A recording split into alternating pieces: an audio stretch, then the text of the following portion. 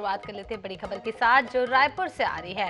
पूर्व मंत्री बृजमोहन अग्रवाल का बयान सामने आया है। छत्तीसगढ़ की सरकार इमरजेंसी लगाने की तैयारी में है। बृजमोहन ने राजपत्र की अधिसूचना का हवाला दिया है। 3 जनवरी 2022 को राजपत्र में जारी की गई अधिसूचना में सभी 33 जिलों के कलेक्टरों को निर्देश दिए गए हैं। किसी भी व्यक्ति के खिलाफ रासुका में कार्रवाई संभव है। रायपुर से खबर आपको बता रहे हैं। बृजमोहन अग्रवाल के बयान पर अब पीसीसी चीफ का भी पलटवार सामने आया है। उन्होंने कहा कि इसलिए ऐसा निर्देश जारी कर रहे हैं, मोदी सरकार ने देश में इमरजेंसी की स्थिति ला दिए है। केंद्र के 2 नेताओं पर जो बोलता है उनके खिलाफ कार्रवाई होती है। भाजपा के नेता इमरजेंसी हटाने के लिए आवाज बुलंद करें। बड़ी खबर इस वक्त की आपको रायपुर से बता रहे हैं।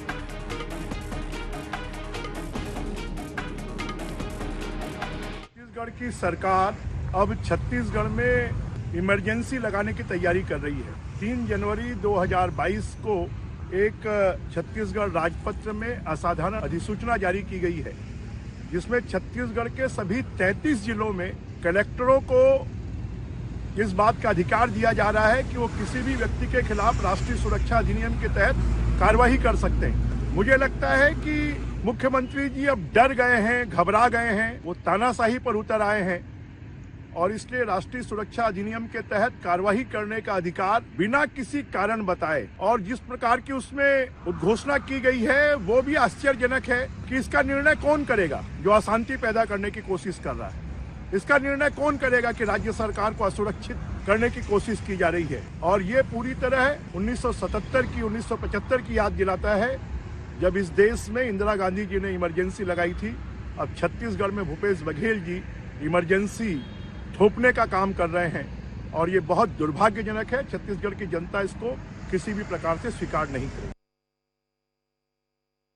मोदी जी की सरकार पूरे देश में इमरजेंसी जैसी स्थितियां ला दी है। उनके हमारे दो के जो नेता हैं वो उनके विरुद्ध अगर कोई कहता है तो उनके ऊपर कार्रवाई शुरू होती है। तो भारतीय जनता पार्टी के नेताओं को केंद्र से कहना चाहिए कि उन्होंने जो इमरजेंसी है स्थिति तो केंद्र सरकार ने लगा दी है।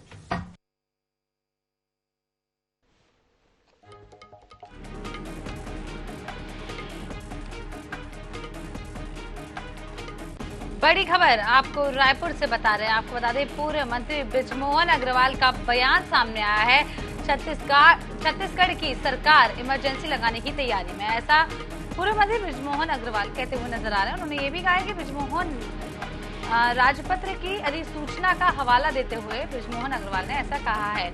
आपको बता दें कि 3 जनवरी 2022 को राजपत्र में जारी की गई थी अधिसूचना में सभी 33 जिलों के कलेक्टरों को निर्देश भी दिए गए थे। किसी भी व्यक्ति के खिलाफ रासुका में कार्रवाई संभव है। आपको बता दें, इसी बयान पर फिर पीसीसी चीफ का भी पलटवार सामने आया है। उन्होंने कहा है कि इसलिए ऐसा निर्देश दिया गया है क्योंकि मोदी सरकार ने देश में इमरजेंसी की स्थिति बना दी है। केंद्र के 2 नेताओं पर जो बोलता है उसके खिलाफ कार्रवाई होती है। भाजपा के नेता इमरजेंसी हटाने के लिए आवाज बुलंद करें। बड़ी खबर आपको इस वक्त की रायपुर से बता रहे हैं, जहां इमरजेंसी को लेकर एक बड़ा बयान पूर्व मंत्री बृजमोहन अग्रवाल का सामने आया और पीसीसी चीफ मोहन मरकाम ने भी जवाब दिया है, पलटवार किया है। रायपुर से ये खबर आपको बता रहे हैं।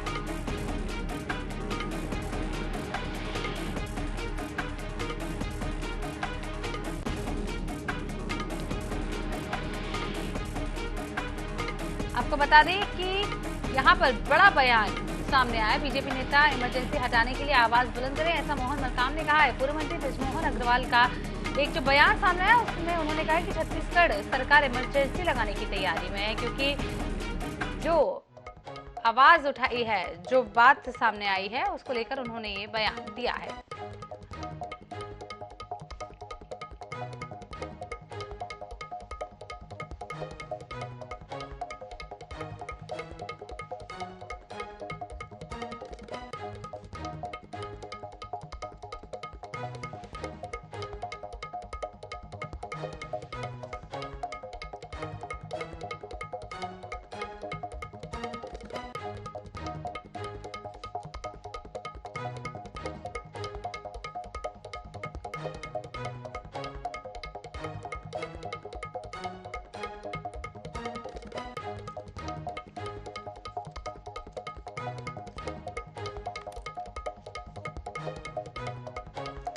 हमारे साथ इस खबर पर जुड़ गए हैं सर मीडिया प्रभारी बीजेपी से अनुराग अग्रवाल। अनुराग जी, पूर्व मंत्री बृजमोहन अग्रवाल का यहाँ पर बड़ा बयान सामने आया। उन्होंने कहा है कि छत्तीसगढ़ की सरकार अब इमरजेंसी लगाने की तैयारी में है।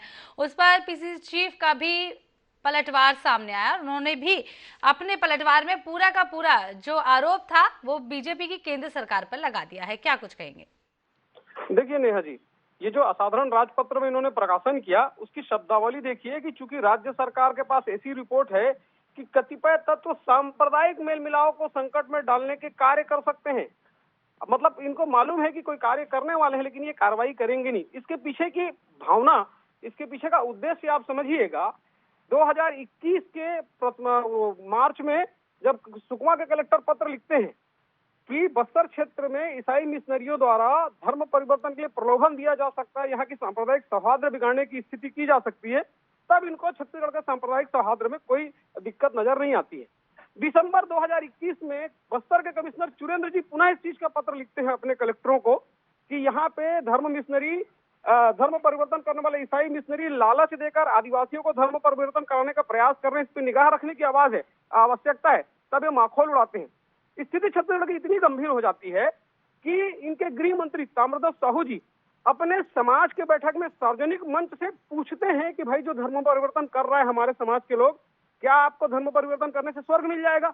हम लोग कहाँ जाएंगे? तब इनको छत्तीसगढ़ में सांप्रदायिक सौहार्द बिगड़ने का कोई कारण नजर नहीं आता है। ईसाई मिशनरी रायपुर में पुलिस थाने के सामने सीना ठोक कर कहते हैं धर्म परिवर्तन हमारा अधिकार है, हम करेंगे। तब इनको सांप्रदायिक सौहार्द पे कोई खतरा नजर नहीं आता है।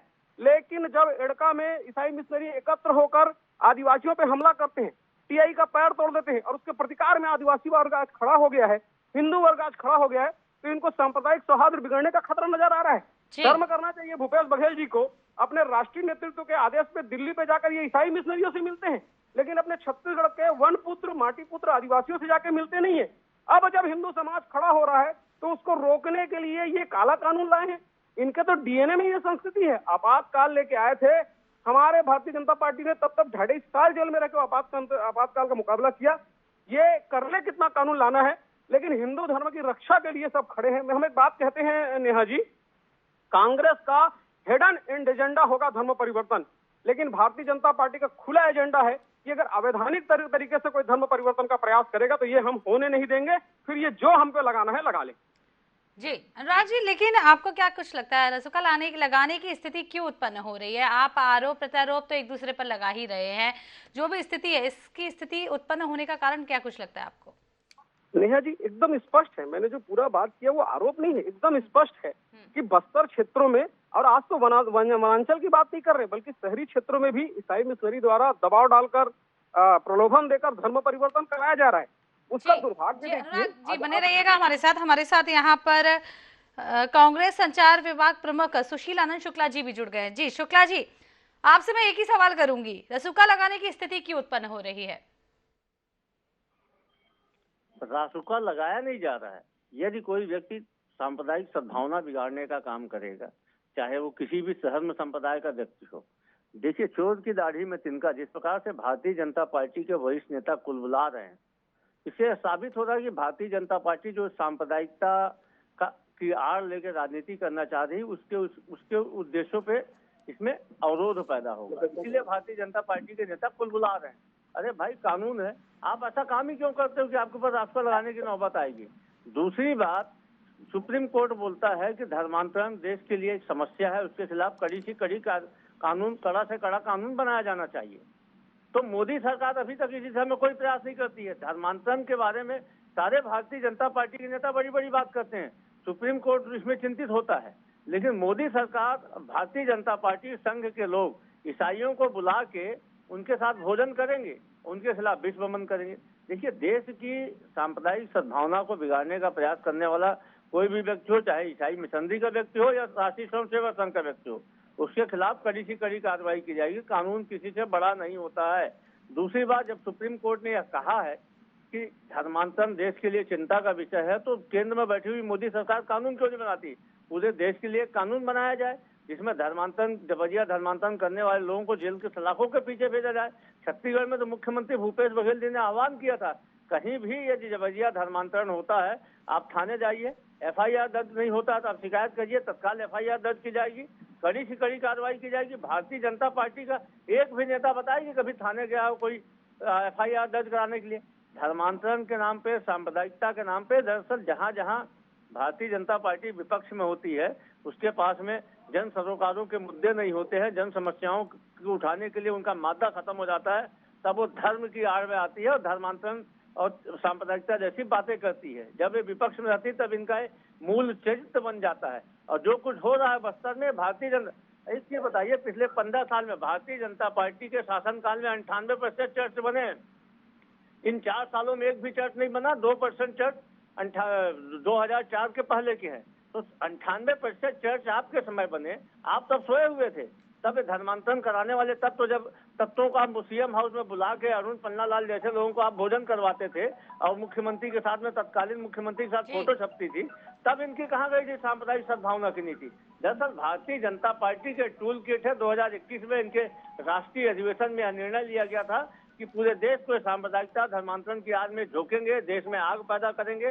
दरअसल भारतीय जनता पार्टी के पास में मुद्दा बचा नहीं है और ये सिर्फ प्रदेश की फिजा बिगाड़ने का काम कर रही है। निश्चित तौर पे ऐसे लोगों के खिलाफ में राज रुका ही नहीं, देश 2 का भी कानून लगाना चाहिए, कोई भी व्यक्ति हो। जी, अनुराग जी भी हमारे साथ बने हुए। अनुराग जी, आपने पूरी बात सुनी। सुशील आनंद शुक्ला जी ने जो भी कुछ कहा है, एक बार फिर से वो बीजेपी पे आरोप लगा रहे हैं और ये कह रहे हैं कि आपके पास कोई मुद्दा नहीं बचा है, इसलिए आप इस मुद्दे को उठा रहे हैं। क्या कुछ कहेंगे? नेहा जी, सुशील आनंद शुक्ला जी माननीय आरोप लगा रहे हैं, मैं तथ्य प्रस्तुत कर रहा हूँ। क्या ये इस बात से इनकार कर सकते हैं कि कांग्रेस का निर्माण करने वाला संस्थापक एवं कौन से धर्म को मानने वाला था? क्या ये इनकार कर सकते हैं कि इसके राष्ट्रीय अध्यक्ष जो हैं उनका मूल धर्म क्या है? मुझे एक बात बताइए, ये जो कहते हैं ना कि भारतीय जनता पार्टी के लोग कुल बुला रहे हैं, हाँ हम कुल बुला रहे हैं, क्योंकि छत्तीसगढ़ में धर्म परिवर्तन का जो खेल चल रहा है उससे भारतीय जनता पार्टी ही दुखी होती है। तो भारतीय जनता पार्टी कुल बुलाएगी भाई इस दुख से। आपको तो दुख होता नहीं है। बड़ा दुर्भाग्यजनक है कि इस प्रदेश में आप ईसाई मिशनरियों को सुरक्षा देने के लिए कानून लाते हैं। मैं तो पहले भी कहा था ना, जब आपके SP पत्र लिखते हैं तब आपको सुरक्षा कानून लाने की आवश्यकता नहीं पड़ती, जब आपके कमिश्नर लिखते हैं तब आपको आवश्यकता नहीं पड़ती, जब आपके गृह मंत्री जवाब देते हैं तब आपको आवश्यकता नहीं पड़ती। आवश्यकता कब पड़ती है? जब वो आदिवासी समाज, जब वो हिंदू समाज इसके खिलाफ खड़ा होता है तब आवश्यकता महसूस होती है। अरे भाई, आप वो बताइए कि 300 आदिवासी मिशनरी जब एड़का के TI का पैर तोड़े थे, उनके खिलाफ क्या कार्रवाई हुई? आप हमारे खिलाफ, हमारे प्रदेश, हमारे जिला अध्यक्ष और आदिवासी समाज के बड़े नेता रूप साय सिंह सलाम को आज जेल में डाल के बैठे हो। याद रखिए, आदिवासी समाज इसको माफ नहीं करेगा। और सबसे बड़ी बात, वन क्षेत्र में नहीं, ये धर्म परिवर्तन तो शहर के अंदर हो रहा है। और अभी माननीय सुशील आनंद शुक्ला जी ने जिस पन्नालाल का नाम लिया, उन्होंने ही थाना के सामने कहा था खुलेआम कि धर्म परिवर्तन हमारा अधिकार है, करेंगे। जब ये उसका नाम जानते हैं तो उसके खिलाफ कार्रवाई क्यों नहीं करते हैं? कहाँ करेंगे भाई साहब? इनका तो राष्ट्रीय नेतृत्व संरक्षण देने के लिए इनको आदेशित कर रखा है। जी अनुराग जी, बहुत बहुत शुक्रिया हमारे साथ जुड़ने के लिए। सुशील आनंद जी, आपका भी बहुत बहुत शुक्रिया हमारे साथ जुड़ने के लिए। सवाल एक बार फिर से इमरजेंसी को लेकर खड़ा हो रहा है। यहाँ पर आरोप प्रत्यारोप का लगातार जो दौर है वो लगातार जारी है बीजेपी कांग्रेस पर, और कांग्रेस एक बार फिर से केंद्र पर पूरा का पूरा बवाल झेड़ते हुए नजर आ रही है।